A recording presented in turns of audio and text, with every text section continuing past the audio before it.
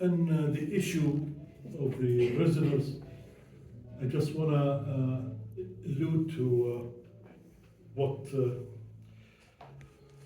Abdullah was mentioning about the sexual harassment and sexual abuse, even by dogs, against the Palestinian prisoners. Last couple of weeks, again, the City Man prison footage of them taking Palestinian prisoners and with their shields hide from the cameras, and bringing the dog and then raping the man with sharp kind of utensils. Later in the day,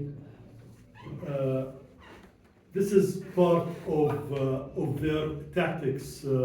It's been used for a long time. For an Eastern culture, an Arabic culture, they attack in the jail the resistance through masculinity and femininity. This is part of the psychological warfare of the Zionist, the work of the Palestinian people, which is one of the founders of their right fascist ideology, Zbnorsky, and his iron wall kind of thesis, which is Netanyahu and could follow. This is how you use these tactics to install surrender within the psyche of the Palestinian people to cleanse the land. I'll give a little story which was very famous during maybe 6-7 years ago or more. A Lebanese resistant fighter called Mustafa Dirani was arrested by the Zionist entity, and they were interrogating him.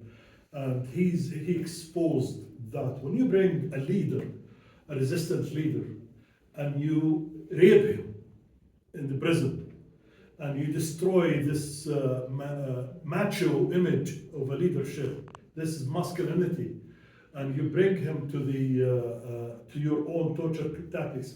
One of the things written, which you can see it on the internet, about Mustafa Dirani, his name, and you'll find it all over. The interrogator called George, and George will, in the text which has been produced, and you find it, is tell Mustafa Dirani, lift your skirt while he's talking. Imagine somebody formidable fighting guerrilla warfare against Zionist entity. You bring him to the level of abusing him and destroy his masculinity within. This is part of the Palestinian women prisoners from long time.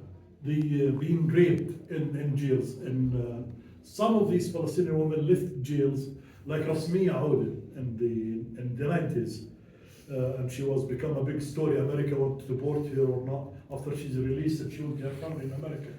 The woman started losing her teeth, her hair, and she will start telling about the horrifying sexual abuse she used to suffer in the Palestinian. Today, the Palestinian women, they'll tell you, the one who were released from prisons, it's like there is a war on the Palestinian women womb and genitals. Anywhere, even in a checkpoint, if a Palestinian woman crossed or something wearing her hijab, veil, or anything, suddenly the soldier hit her at her private parts, and grab her hair parts, stick something in the checkpoints of that. It's a war. There is a war on Palestinian women. There is a war on Palestinian children. The United Nations is screaming out for just saving 14,000 Palestinians, children there is no milk, no anything for them. They will die. Maybe lots of them start dying now from hunger. There is a specific targeted to hospitals who used to be specialized in fertility in Gaza. And this is the United Nations report. And the United Nations investigated further, even took him to eyewitnesses and that. It's a whole war. This is part of the mechanism of genocide. When you attack hospitals, and you attack clinics, and you attack doctors and medics and ambulances, and you kill any hope for an injured man or woman to find a place to be treated in. This is part. And then when you as well wage and weaponize food aid against the Palestinians, there is not a single inch of a green land left in Gaza.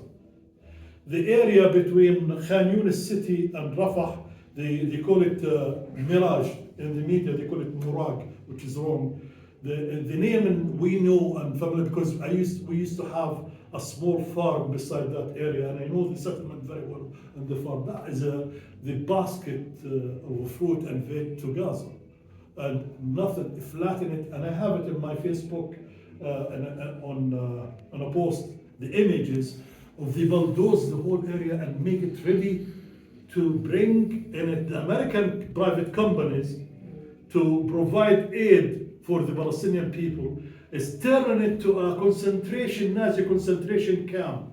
No food gets in. You come in here to this area to get 20 kilograms of food to be able to feed your family for a week, and you go back. You come from the north, walking maybe 25 or 30 kilometers or more in there, get something, and you don't know if they let you out or not. They collect biometric information about you, DNA about you, who you are, and this and that, and God knows, as Abdullah was talking about, over 20,000 prisoners, we don't know where they are. Palestinians, lots of the stories. I don't want to go specific, but I want to give you headlines, because a lot of this information, maybe you know. All of this, when you hear about it, it's you see Netanyahu brag about we applying Trump vision. Trump vision was very clear when he came. He comes to you with something shocking, turning Gaza into Riviera of the Middle East, built on the skulls and bones of the dead, of my family, my father grave. I don't know what's happened to it in Rafah or that. We didn't know. My mother grave, what happened to it. They bulldoze and everything. So Trump want to build on the skulls and bones of our families, casinos and nightclubs for the filthy and rich and wealthy in there to have fun on Gaza. And I always say these guys don't understand. If you will look at the written history, recorded history of Gaza, it's over 7,000 years. What's the recorded history of the United States of America when it's committed genocide on the indigenous people in America? 250 years. And it's still continuing till today, genociding what left from the indigenous people in America. So these guys, they think it's just thrown at Gaza today. This morning entered 5 divisions of the Israeli armies, the grounds of Gaza. If you put 5 divisions in Gaza, it won't fit. It's too small, tiny. In 1967, the Israeli army took Sinai and the West Bank and Jerusalem with 3 divisions. Today they put in 5 in Gaza. Of course, that with the help of the Americans from their bases in Libya, destroying Egypt. And they think it's little Israel done that. But where is these soldiers going to be? Shifting the people from the north again. How many times these people displaced? Over 30 times. Being displaced and back to their rubbles and being displaced and shot and snipers. If somebody goes on my Facebook, you'll see in Khan Yunis how they are shooting the people they are giving them orders to evacuate. And while they're on the move, the machine guns, heavy machine guns, open on that. The video is on my Facebook. You can see it. Or on Instagram. It's beyond belief what these people, these monsters are doing to the people. I'll give you another story from my own town, Khan Yunis. There's a doctor called Ala al-Najjar. She left in the morning her house and she left 10 kids with her husband, who's a doctor as well, but he was looking after her. She's doing her duty in Nasr Hospital. And somebody came and told her, there's your area, there's a huge bombardment in there. And there is a house is being destroyed. She left her job. And she went on the run to discover when she came back to the hospital. She came back with 9 of her kids charred, I mean, and they brought them to the hospital. This woman, her husband, have severe injuries in his chest. One only kid survived. We don't know how severe his injuries, dangerous, very severely injured. A woman, in our history, we spoke of women like Al-Khansa, this and that, almost 4 of her feminine. That woman lost 9 children. We have this big, like maybe in Ireland used to have big families. We do. I myself am from a family, we have 11 of us. It's part of our own asserting our own existence as well. It's demography and the population, and have big families as part of our battle. This is our land, this is our families. I am from a huge, large family in Gaza. Shaat family is a large family. But I'm proud, as was saying to Brenda and Fra and Dor, I'm very proud of my family. When I see the journalist was burned in the hospital in Khan Yunis, there is burning fire. The one who's diving and bringing that journalist out of fire, Abed, is my cousin. He's a journalist. He threw his camera, he threw everything. He dove in fire and he brought the injury. One of the ones who was killed in Rafah with the 15 ambulance and civil defense crews were buried with their ambulance, my cousin, Azzuddin. My father was killed and martyred by white phosphorus. He used to be the director of education in Gaza, and he's a postgraduate from Exeter University. I have my brother, which I don't know where he is. He used to lecture at civil engineering at the Queen's. And he's on the run between sometimes Gaza and Khan Yunis. Haven't been able even to reach him the last couple of days. But I know it's a problem. We say it's internet. We keep the hope and it's going. This morning I was said to Frau coming. I said in 2:30 in the morning, because there is Telegram groups about local journals or even suburban, small suburb. They will tell you information what happened in there. Said a Shaat family house being blown up by F-16 rockets. I didn't want to get in touch with anybody. I said to Fra, because I don't want to know. I don't want to know what's happened to that house, and I hope it was an empty house. We are in here and we are, like so scared, and to myself, the people in there, they don't know from a second to a second what they're going to eat and what rock is going to land on them. And this massacres and this genocide happening in the international community, the world watching. If this happened in Sardinia or happened in anywhere else, or in any white suburb in South Africa, like an upheaval would be erupted on the war. Even if Trump is trying to create and craft a genocide against the white farmers in South Africa, and ignoring the real genocide he's seeing. He's trying to embarrass the president of South Africa live on TV from a fake videos. There is genocide about the white farmers in South Africa, and they're ignoring and supporting and involved in the genocide in Gaza. The problem is, which is I want to touch, a lot of people will say, what about the Arabic and Islamic countries in the region? Why they don't do it? Trump arrived and stayed 3 days in the area, lifted 4.5 trillion and left. Took all the money with him and left. Those people in Saudi Arabia, the family of Saudi Arabia, which is, they called Arabia after their name, Saudi, and these are being products of the British Empire at the time.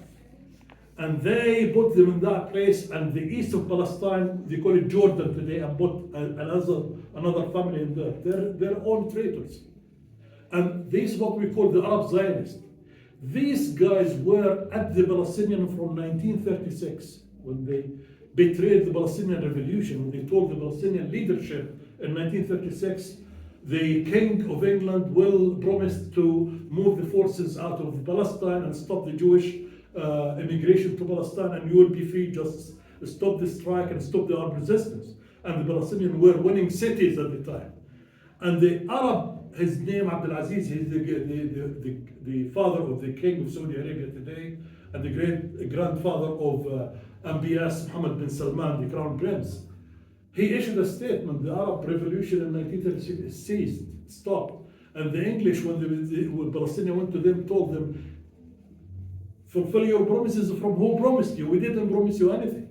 And they intensified their battle in Palestine. And they continued to destroy Palestine. So we know from 1936, the enemies, this is the Arabic regimes who are under a British occupation. Jordan was under a British occupation. Egypt under a British occupation. Saudi Arabia is a puppet of the British at the time. Today are the vessel of imperialism who suck the wealth of the area and send it to the United States of America.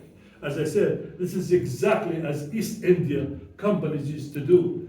These states with their sovereign funds are the same vessels who empire sucks the wealth from there. And this wealth is used against us. They never ever even pressurize the Americans to allow some water to get in Gaza or some medicine to get in Gaza. Even the convoy, which they allowed 93 trucks to enter Gaza. Today, you read in the news, Al-Faris al-Shahm, or the generous knight, the translation of it, from United Arab Emirates, issued a statement, said, we sent 23 trucks full of flours for the bakeries to make bread. Only one arrived. They looted 22. Who are the looters? The looters are, they go deep to the history. I was saying that today to Fra and Brenda. They are ISIS, part of these looters. They are the one who killed the Italian activist in Gaza over 14 years ago, 13 years ago, Vittorio. They, the ones at the time, were trying to sabotage even the international solidarity movement with the Palestinians.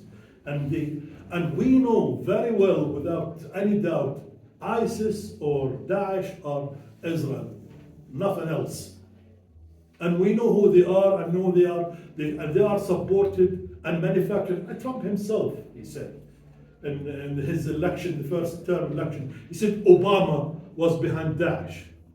And what her name, Clinton, she said the Mujahideen in Afghanistan was the best investment the United States of America can ever invest. And they about the ones in Afghanistan, which is Al-Qaeda, was part of them.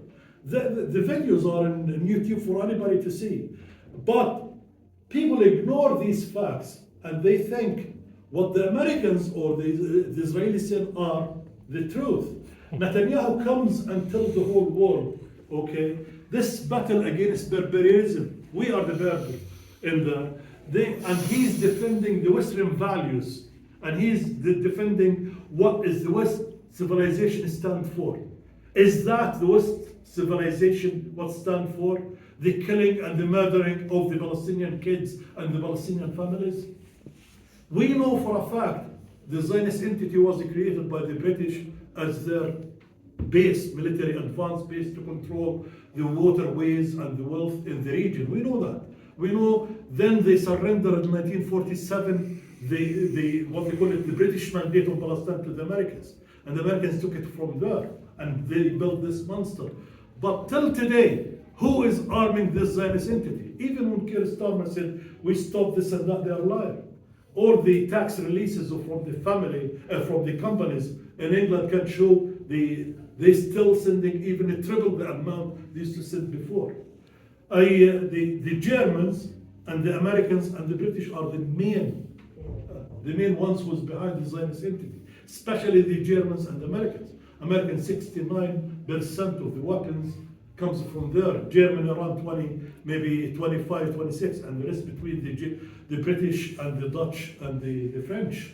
So West Europe till today involved up to its neck. I want to move even to Ireland. When Harris said in the Dole the other day, we have to stop the product of the illegal settlements of the West Bank to come in. Is there legal settlements and there is illegal settlements in the West Bank? I cannot understand that. When you go to Geneva Convention, okay, international law, it's occupied land. You are not allowed to touch landmarks or to steal or loot the land or to build or to change any demographic or anything. So once they put a settlements in there, it's illegal. We asking you to boycott the whole Zionist entity. You're still talking about the illegal? And there is Sophie in Galway, she's on strike 27 years of age here, till they pass the Occupied Territories Bill in the door, which has been hanging for years. People were going for hunger strikes for that. And still, the Irish politicians think really by recognizing the state of Palestine, which means the Palestinian Authority, they done a great deal in Ireland. No, they didn't. I'm sorry to use this term, it's bullshit what they're doing. And they have to be called out for that. And the people have to push them to do something, because Ireland and the majority of the people of Ireland stand for justice and freedom. And your ancestors suffered as well as we suffering today in Palestine. So the roads they built in the mountains in Belfast or in here or anywhere to take you nowhere during the famine, to take the people to die. There is some food at the end of this road, but you arrive, there is nothing. And people just fall and die. And the same thing they're doing in Gaza today. They're creating these areas. American companies gonna come. You're gonna walk distance in there. It's the same thing, the same psychology, the same design, the same engineering, the same imperialist mentality. Blyden Island is now being exported and deployed in Palestine by the Americans and by the British are in the skies of Gaza every day. Why? They from Cyprus, they send their own planes in there every day, and they say they're looking for captive soldiers by the Palestinian resistance. Every day there's so many, over 500, British missions being deep scanning the Gaza Strip, looking for tunnels, looking for that, and they're giving the Israelis the coordinates. So we in Gaza, small, tiny, little piece of land, facing the United States of America with this Delta Force on the ground in Gaza. We're facing the American surveillance aeroplanes all day in. We're facing the German arsenal, which is open with cash to them. We're facing French mercenaries in there, and all of that to fight the Palestinians. They want to apply what they call it Trump's vision. Trump's vision is to cleanse the Palestinians out of Gaza, and as he promised them, he will look into cleansing them as well from the West Bank, when he said Israel is a tiny state before he came to the second round of term in office. And that means he took part of Lebanon, he took part of Syria. And Netanyahu himself, through the 3 days, he said, we brought down the regime in Syria. Underline that statement. We installed Al-Qaeda, which sits in a suit today with the Trump in Saudi Arabia. This is what and the people buying this. And the people till today, this is what shocks me. War and terror, destroying Iraq, destroying Afghanistan, destroying the whole region, decimating people. Iraq alone lost over 2.5 million people. Forget the army. For their war of these Takfiri, ISIS groups and the American invasion and all of that. Syria, half of the population is out of the country. And those ones in there, they are slicing the throats of the people still in there. The American former ambassador in the United States of America, he said, they brought me to train this man, which is today the president of Syria, to turn him from a terrorist to a diplomat, to a state. He said, I was scared I'll be like, have the visions of people wearing orange jumpsuits and knives. He's talking about the same man. And they changed him and made him, because he's as Trump every time. Yesterday I watched him in what they call the American Academy, graduating some soldiers and hitting the soldier, you are solid. And the same thing he done with the solid and strong. And he said the same thing about Julani, which is called him today a Shah in Syria. He's a strong, handsome, young man, solid.